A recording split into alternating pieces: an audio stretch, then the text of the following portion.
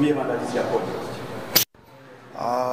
Bismillahirrahmanirrahim. Kwanza nimshukuru Mwenyezi Mungu kwa kufika hapa Tabora salama, mimi na bosi changu wote tuko tunamu, lakini vile vile niwapongeze wananchi wa Tabora kwa ujumla kutupokea kwa kufanya mchezo huu kwa uwanja wetu wa nyumbani wa Tabora.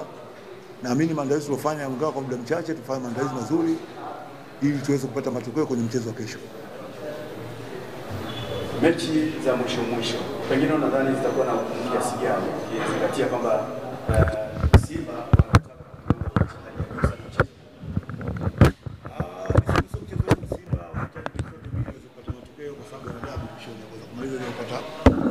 naamini watakuja na nguvu, na sisi tunaheshimu Simba. Simba ni timu kubwa, ina wachezaji wengi wakubwa, ina walimu wakubwa.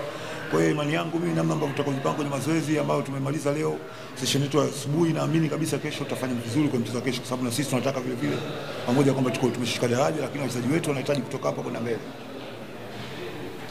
Labda pengine ukizingatia kwa namna ambavyo ligi ilivyoendeshwa kwa msimu mzima uliopita mpaka kufikia tunaelekea mwishoni sasa, kocha ni kitu gani ambacho kimewafurahisha zaidi nyinyi kama Ken Gold, na kipi ambacho kiliwachukiza?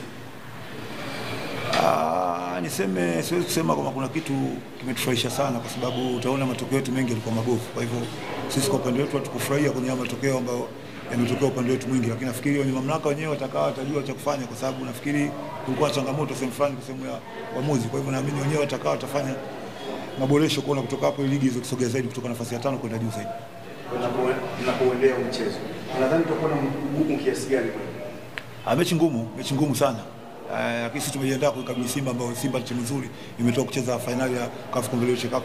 Kwa hiyo naamini kwamba mechi itakuwa ngumu kwa upande wetu. Kuchukua kuna tetesi kwamba kuna baadhi ya wachezaji hawapo na timu, na pengine mnaweza mkalazimika kuwatumia wachezaji wengi zaidi vijana wale ambao wamekuwa hapati nafasi mara kwa mara. Hili lina ukweli kiasi gani kwa mchezo wa kesho? Kanuni zinasemaje? Kanuni zinasema tunaweza kutumia wachezaji 5 nafikiri wa under 20. Kwa hiyo naamini wale huwezi kusema wachezaji wengi, na wachezaji wetu sisi tumekuja wachezaji 20 hapa. Kwa hiyo utaona wachezaji 5 na wachezaji 20 wachezaji wengi wetu. Kwa hivyo imani yangu kwamba tuna wachezaji wetu wa kutosha kutumia kwenye mchezo kesho.